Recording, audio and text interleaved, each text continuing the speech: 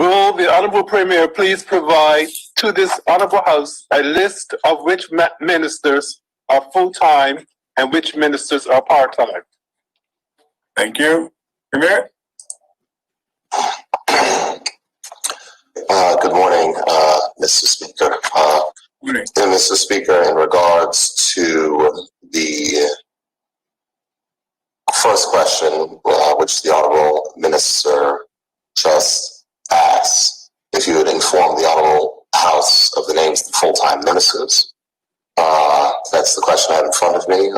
Myself, Mr. Premier, Deputy Premier, and Minister of Home Affairs, Attorney General and Minister of Legal Affairs and Constitutional Reform, Minister of Finance, Minister of Public Works, Minister of Health, Minister of Labor, Minister of the Cabinet Office, Minister of Social Development and Seniors, Minister of Education, and Minister of Transport.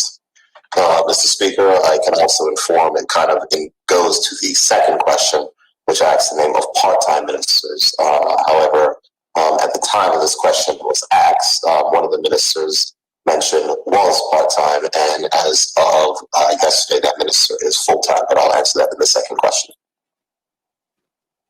Okay.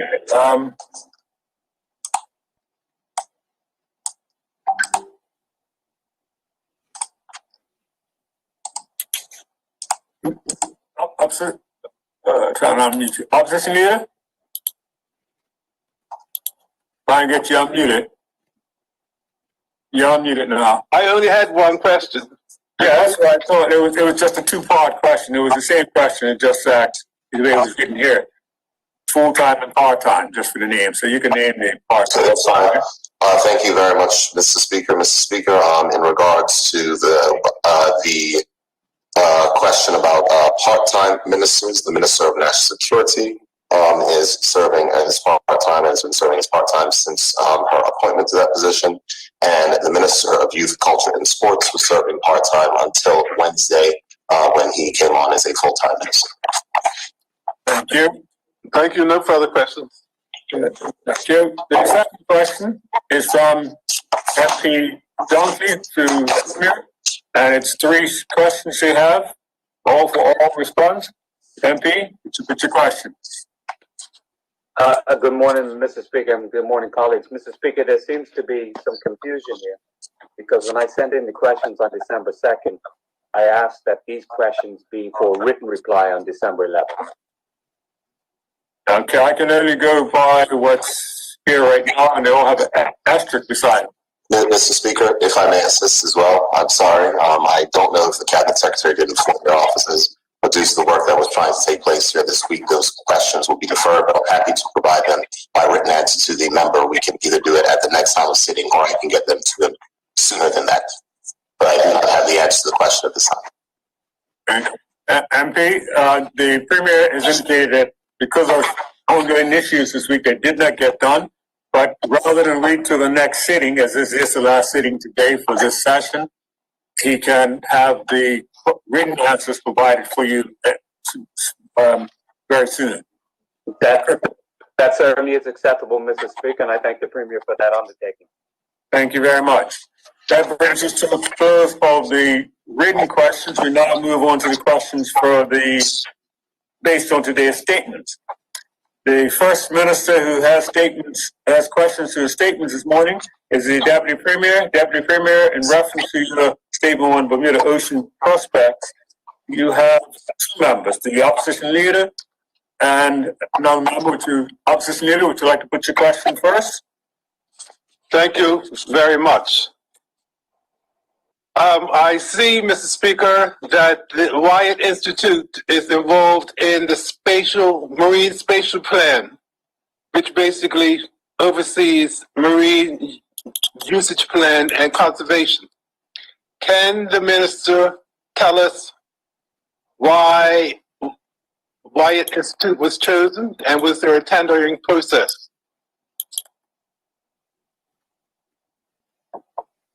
Minister?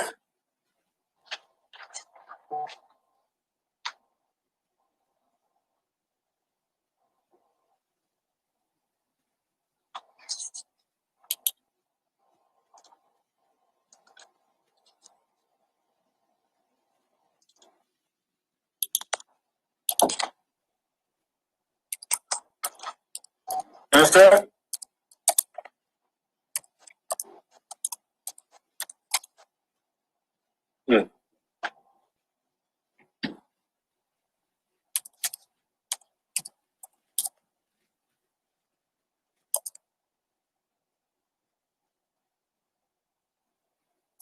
Is Deputy Premier, are you available?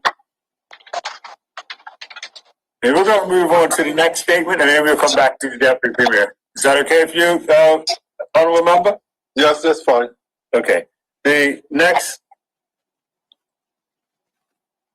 statement this morning that has an indication of question, is that from the MP Pearman to the AG? MP Pearman, would you like to put your question?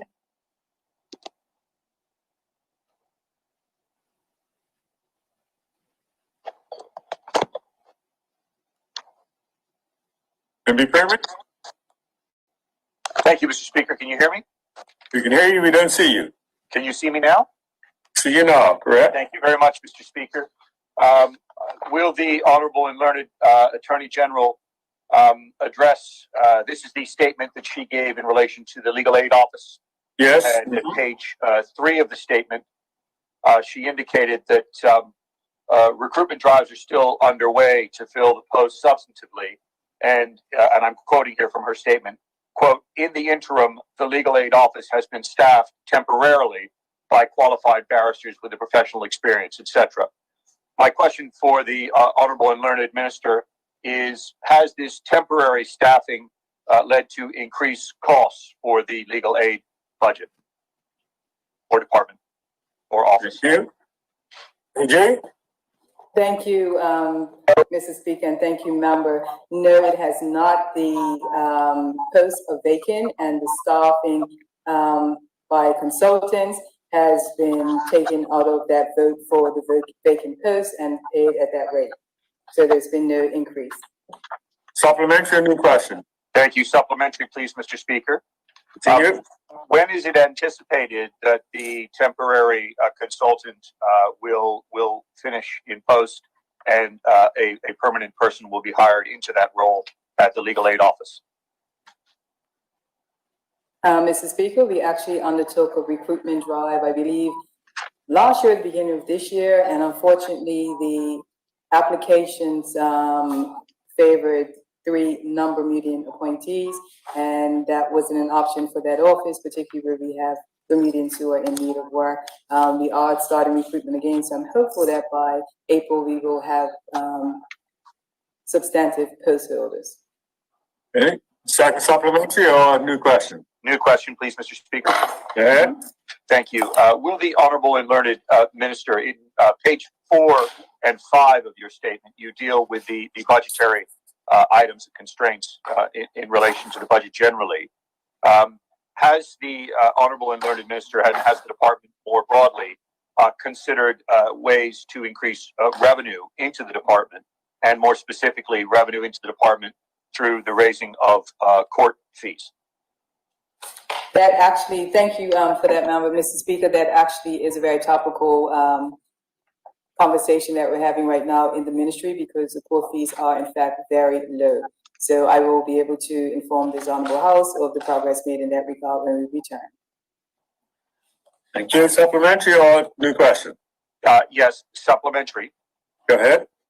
In respect of the consideration of those court fees, has specific consideration been given to tiered fees that are related to the value of the particular claims? By way of example, if a claim was worth several $1 million, it would have a larger fee. Has consideration been given to that sort of approach to generate revenue for the court system? I'm not in a position, Mr. Speaker, to speak to the detail of the policy considerations regarding fees, but as I said, I'm happy to come back and give specific information, if not before we return. Thank you. Supplementary, new question. Supplementary, please, Mr. Speaker. Second supplementary, go ahead. Yes. Can the Honorable and Learned Minister perhaps give a time frame for when we can expect an outcome on the consideration of measures to generate further revenue for the court systems? I can only say that it's topical and it is a priority, but I'm unable to give you a firm time period, but it should be before April. New question? Supplementary. You have two supplementaries. You used to. Oh, I That'd be a new question. thought it was my first supplementary to my No, that's the question. second supplementary. Okay. Yes. All right. No, well, my third question is simply this. In terms of providing this information, will the Honorable and Learned Minister come back to the House of Assembly and update the House in this respect at some point prior to April? Quite frankly, I do expect the exercise to be completed before April, and if that is in fact the case, it will be in the public domain, but I'm happy to share with the member as we go along that route. If not, it certainly will be something that we come back to the House with. So whatever is the fastest completion date, I can only undertake that members will be suitably informed. Thank you. I thank the Honorable and Learned Minister for her answers to the questions. Thank you, Mr. Speaker. Thank you. AG, that was the only member who had put forward questions for you. We'll now go back to Deputy Premier. I see you on the screen. Are you available to answer your questions, sir? Yes, Mr. Speaker. Thank you. Opposition Leader, would you like to put your question to the Deputy Premier?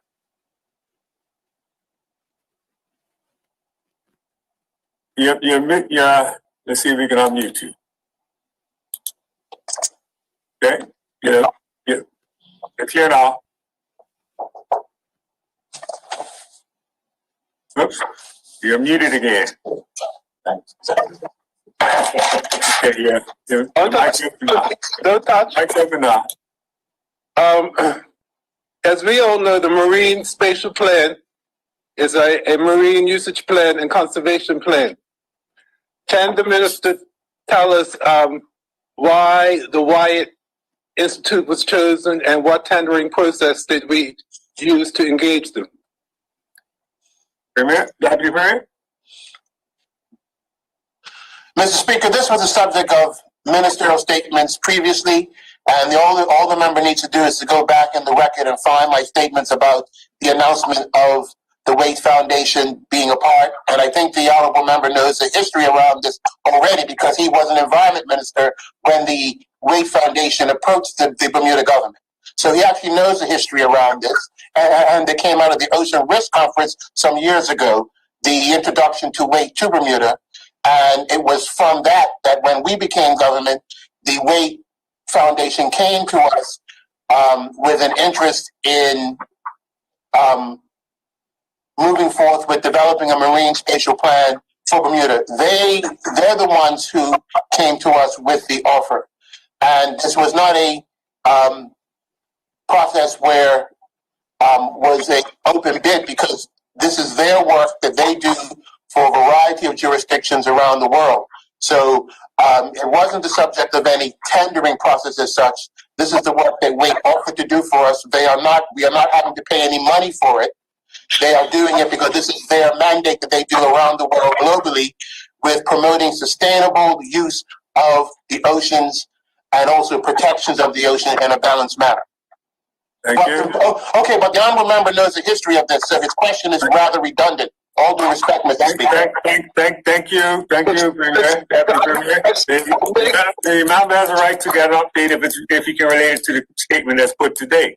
Member, do you have a supplementary or a new question? Just comment on his comment. I'm asking the question so the community knows, not just me. No further questions? It's all the public record, Mr. Speaker. Members, we're not going to have a back and forth. Do you have any further questions? Yes, I do, Mr. Speaker.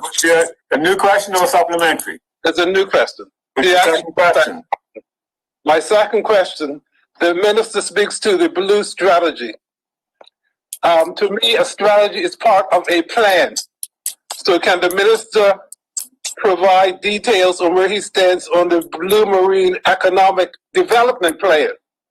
Because a strategy is just a mechanism within a plan. Minister?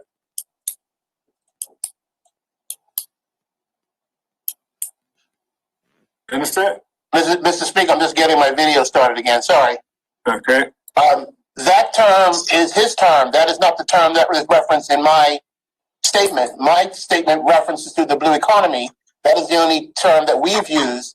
And to develop the blue economy, as my statement said, so perhaps the honorable member should read it again and he'll understand what I spoke about, is that the Marine Spatial Plan will help to map out the blue economy.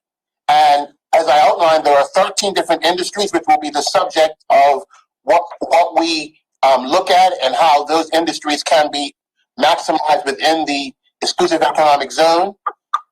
Economic plans will then come out of these components once they are finished. And there's a very well-heeled and well-organized steering committee which will do that work. So once that work is done, we will bring it to certainly the public and to the House, and they will know clearly what the plans are as it relates to the development of the blue economy.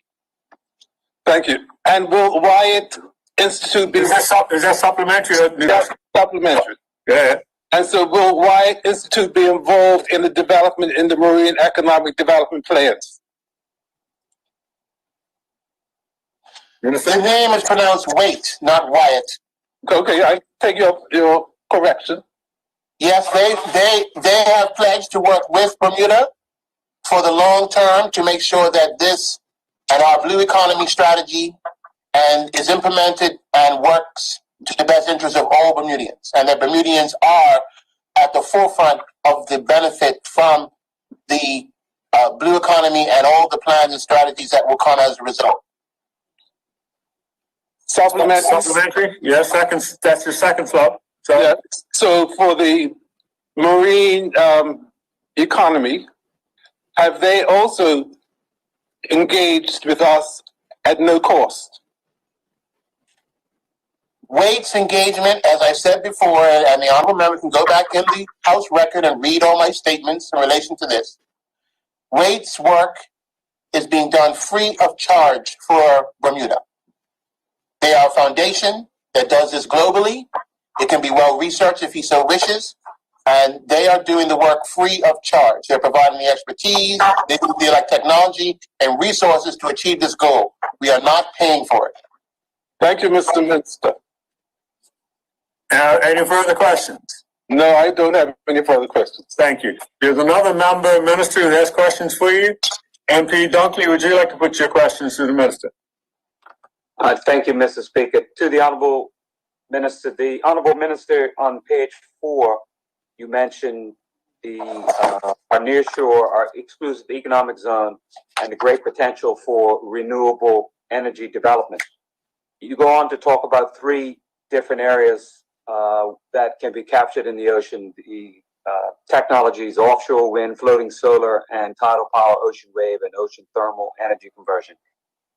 Into that, you talk about the feasibility. The question to you, Honorable Minister, is how have you measured feasibility to rank these in first, second, and third order? Thank you for the question. As was outlined in my statement, our work with both the Wade Foundation and the Rocky Mountain Institute, and their role was described in my statement. They're the ones, at my request, who did the feasibility as to ranking, determining what technologies could be possibly used within our marine environment.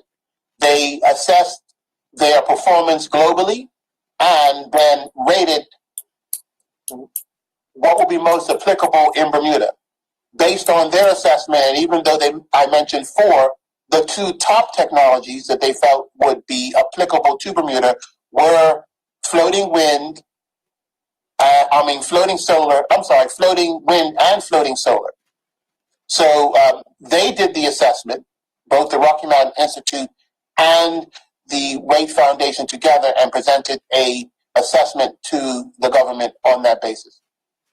Supplementary? Put your first supplementary? That's correct. Just rewording the question in another way. So, to the Honorable Minister, what were the parameters that enabled offshore wind to be the most feasible? How did it get that ranking? I'm aware that of the Institute, Wade and Rocky Mountain Institute, who helped us on it. But what were the parameters that ranked offshore wind as number 1 and the most feasible? Was it cost involved? Was it return on the investment? Was it the ability to generate a power?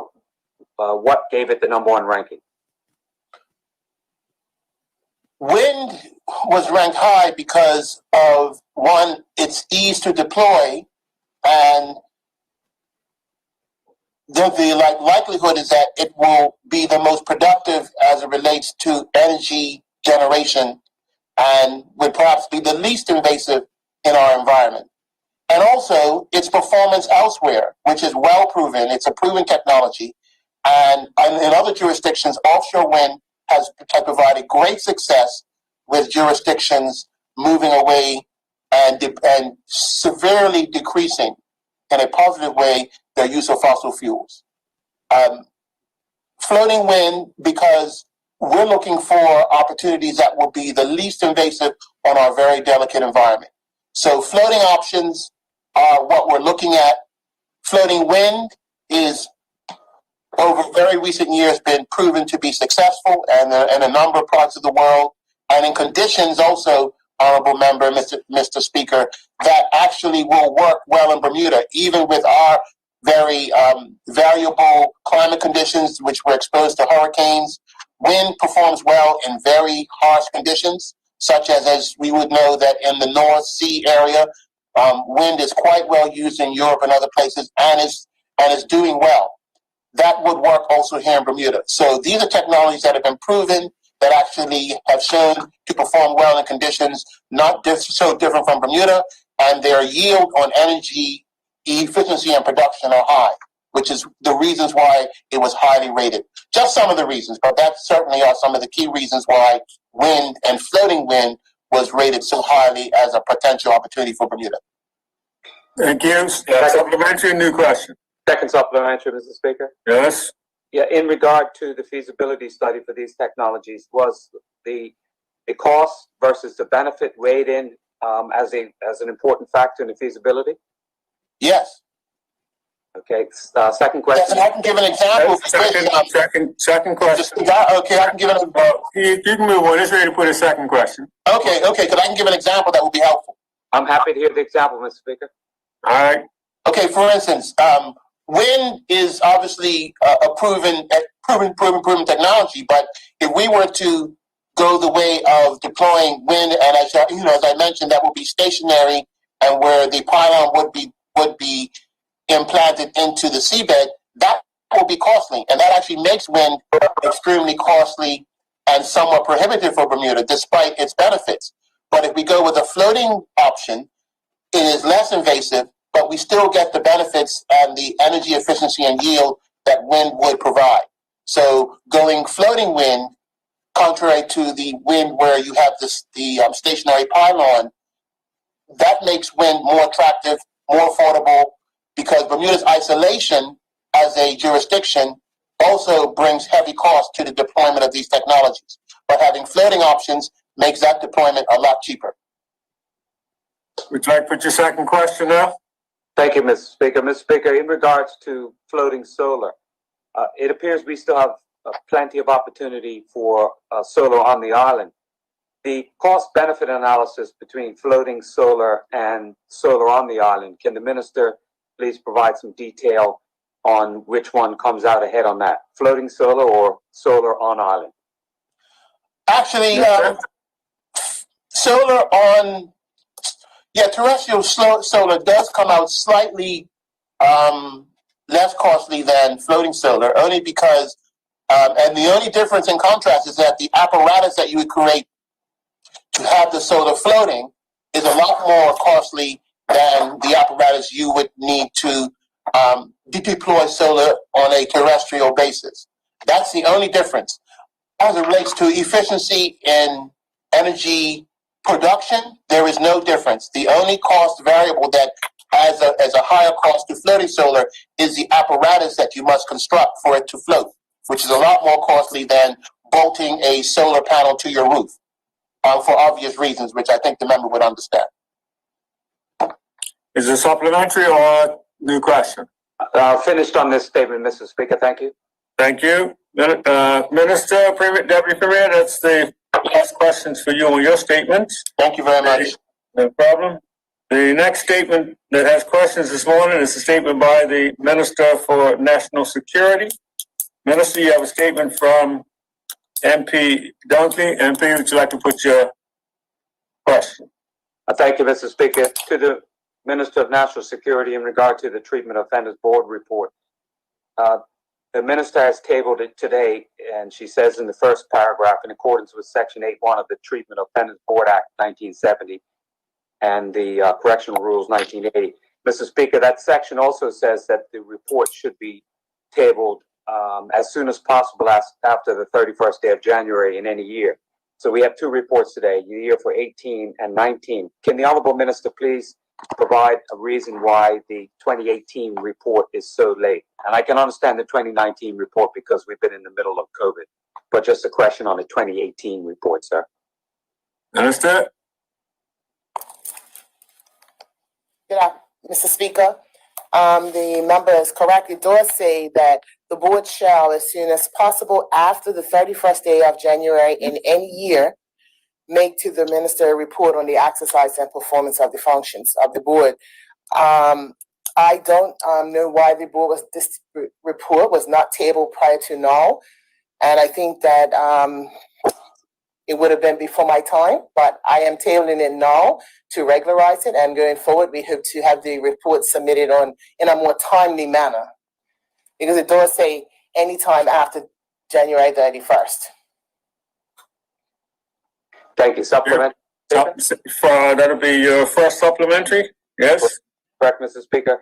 At the bottom of the page, the minister goes on to say the responsibilities of the board include being available to inmates that wish to discuss ongoing concerns. Can the Honorable Minister please provide... There probably should be a new question, because your first question was why it was being delayed. This now moves on to a new subject. So you use that as a second question. If you so choose, Mr. Speaker. Yes. Second question. So can the Honorable Minister please provide an overview of the ongoing concerns that the inmates have raised with the board? Sure. Minister? Further in the statement, we speak to, there were general concerns around the physical facilities. And said, I think it actually says on the 5th page of the report that at one of these particular facilities, that is the major concern, the relative concern is the overall physical state of the facility. Thank you, Mr. First supplementary? Yes, thank you. Supplementary. Yeah. Supplementary. On page 2, the Honorable Minister says that throughout 2018, there have been many breaches of the perimeters in the facilities, and including the escalation of both inmate and officer dissatisfaction with the overall operation and management of the facility. Has the dissatisfaction with the overall operation and management been rectified to this point, Mr. Speaker? Minister? Mr. Speaker, I think we goes on further in the minister's statement to say that there are some items that are being rectified, but items such as what the facility, and I think I spoke about that in the report as well, and the fact that of how old the facility is, these matters are ongoing and they are being addressed as best they can be. Supplementary? No, last question. Third question, yes. Thank you, Mr. Speaker. On page 3, the Honorable Minister refers to the third paragraph. The success rate of the program remains positive, and the board commends the Right Living House staff and a job well done. So in regards to the Right Living House, Honorable Minister, how many people have been in the program in 2018 and 2019? Because I had a quick scan of the reports and it's not listed. And how is success registered? Surely.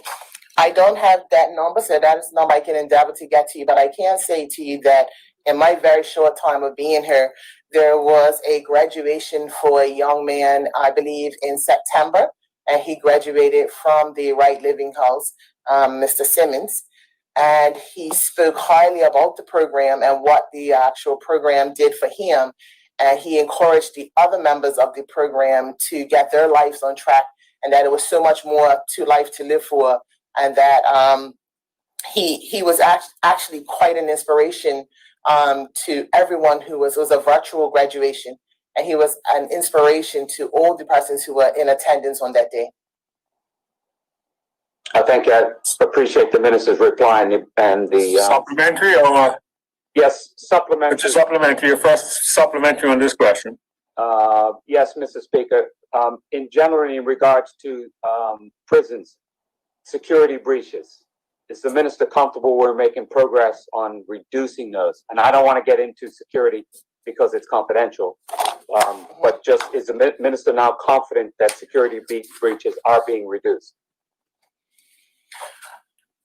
I'm confident that they're being addressed as they should be. And any time that a security breach is brought to the forefront, I can definitely say that the corrections department are addressing it head on. Second supplementary or? No, sir. I'm finished, Mr. Speaker. Thank the honorable. Thank you. Supplementary to that question. Supplementary from member Jackson. What's your supplementary? Thank you. Will the honorable minister please provide some update on how better to secure the cell phone usage within the correctional facility? Minister?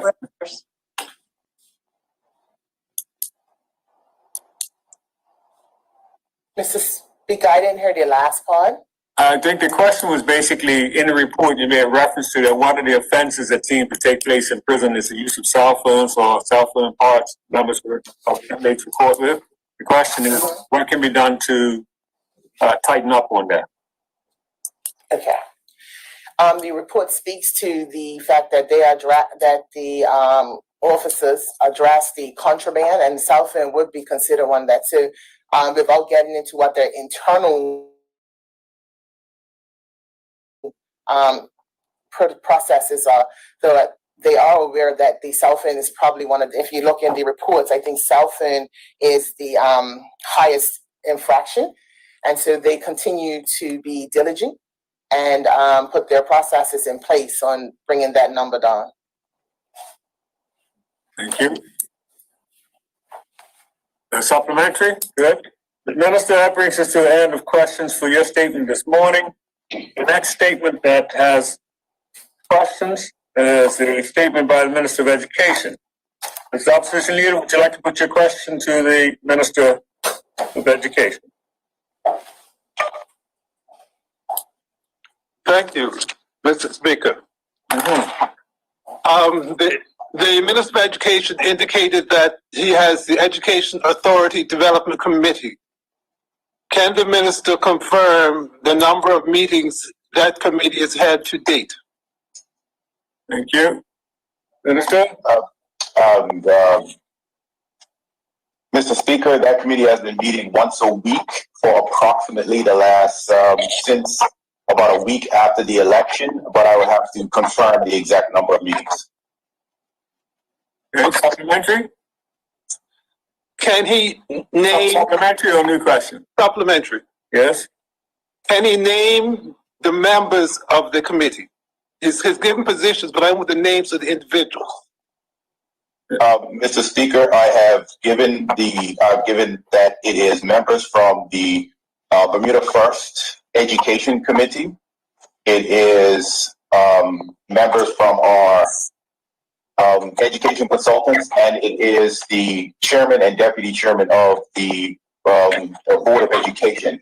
I'm not sure. I will have to check with the members and get all of the names, but I can commit to doing that right now. But off the top of my head, that would be the chairman of the board is Dr. Tim Jackson. The deputy chair of the board is Dr. Severin. The members from Bermuda First would include Mr. Phil, the education committee would include Mr. Phil Butterfield, Dr. Donnell Walker, and Dr. Duranda Green. Also, there is also the Commissioner of Education, Kelmar Richards, and from our consultants, that would be David Albury. Thank you. Thank you. Second supplementary? That's correct. Okay, go ahead. The minister has said that they've been meeting every week, basically since the election. What have they achieved to date? Mr. Speaker, the team is being charged with looking and doing the research of what an education committee or what an education authority can look like and come back with several options. I've asked them to submit a report. The first report should be forthcoming around the beginning of the next year. So far, they've submitted obviously questions moving forward, but other than that, a preliminary report will not be due until the beginning of the year. Okay. New question? Yes, new question. Yes. The minister spoke about, about the Learning First program. How does the learning program dovetail with the Education Plan 2022? And which priority does it fulfill? The Learning First program deals with, and I don't have that information in front of me. I do apologize. I can't get it correctly, but it does deal with the part of strengthening our education system in terms of the curricular delivery and the realignment of what subjects are needed to be put in place in order for our system to be more successful than what it has been. Supplementary? Yes, the minister, supplemental, yes. The minister indicated that there will be more public meetings and more members, 60 members involved in gathering the information.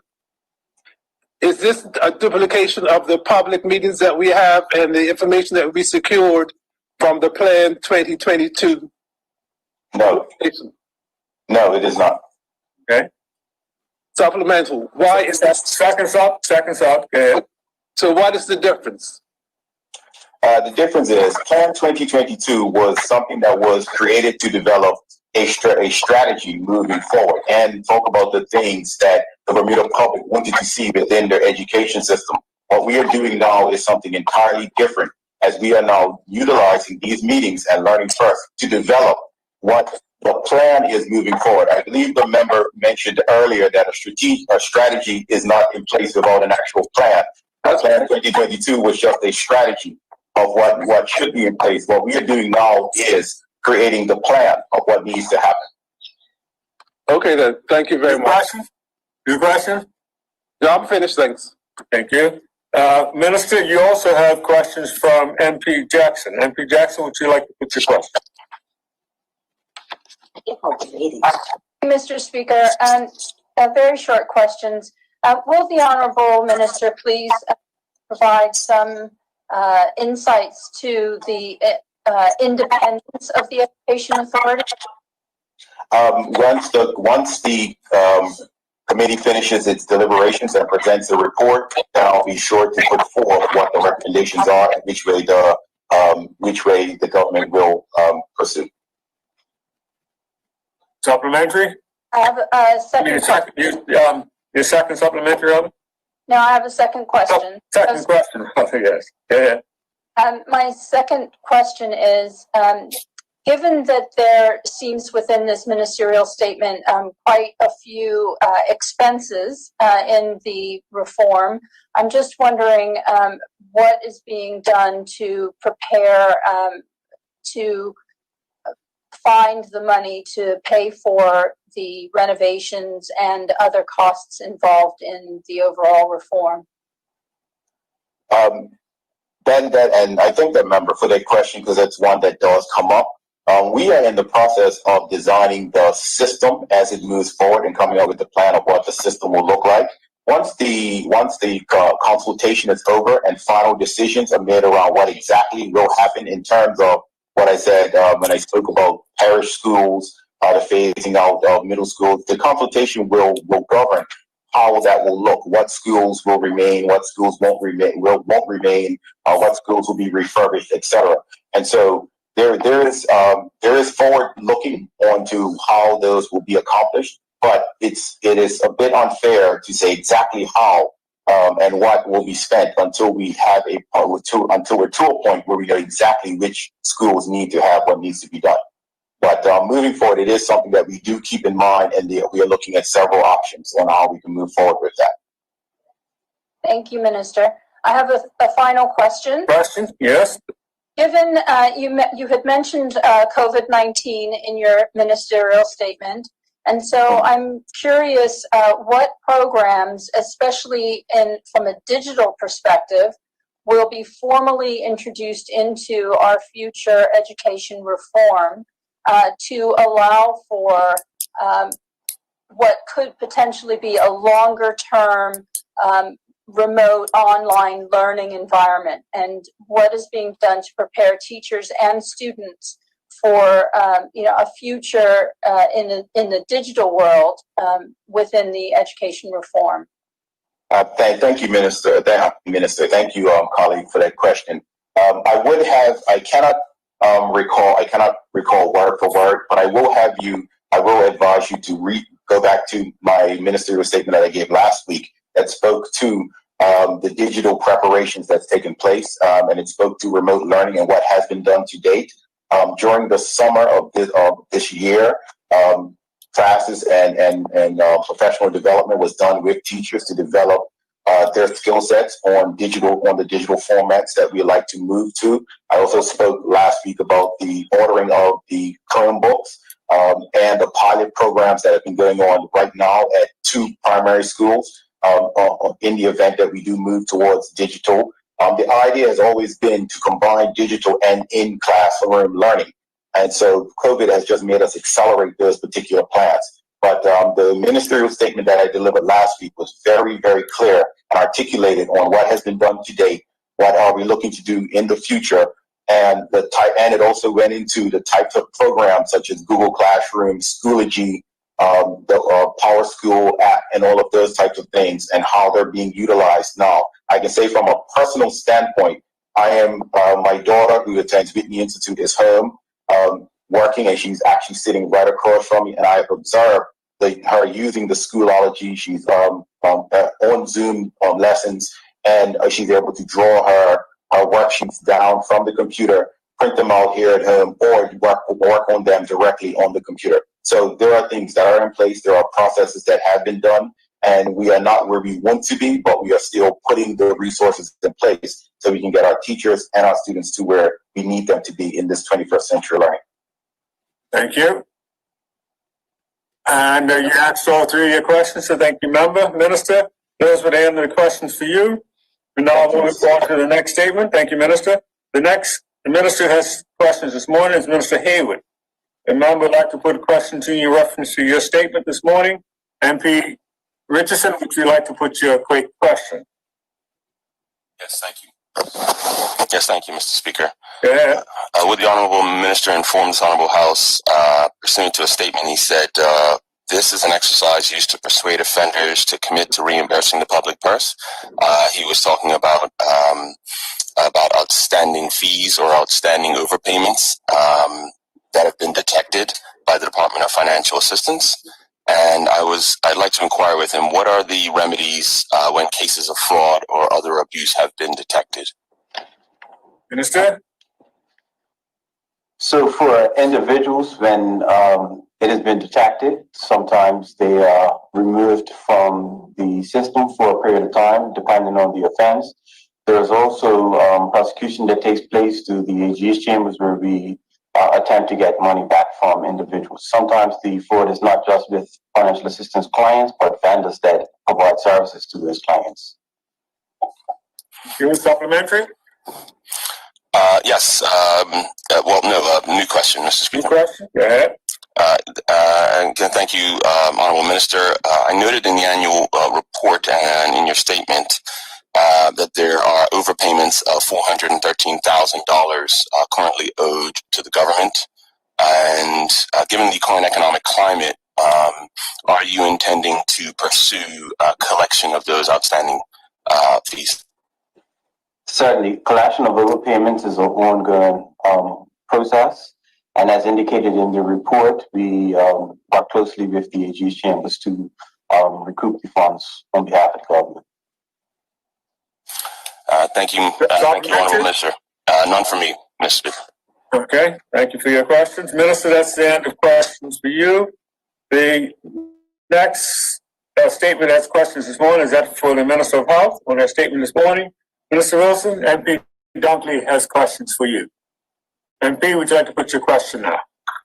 Thank you, Mr. Speaker. And the first question to the Minister of Health. Thank her for the statement this morning on COVID-19 vaccine for Bermuda. First question to the Honorable Minister. Minister, will there be any costs for the vaccine to anyone who has access to it and gets it?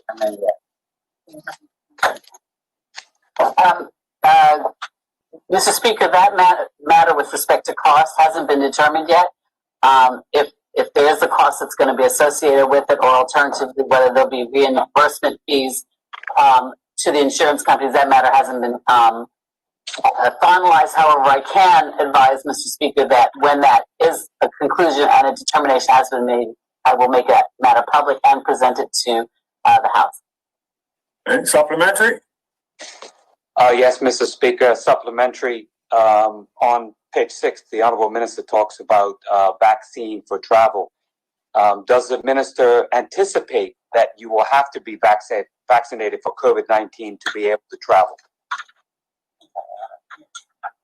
Minister? Yes, as the statement also goes on to speak to that, IATA is indicating that they will not allow for international air travel unless a person is able to confirm by virtue of them having a vaccine passport that they have been vaccinated against COVID-19.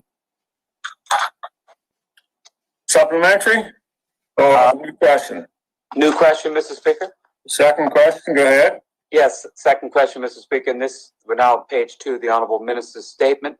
The Honorable Minister talks about the Bermuda supply of 9,000 doses of the Pfizer vaccine.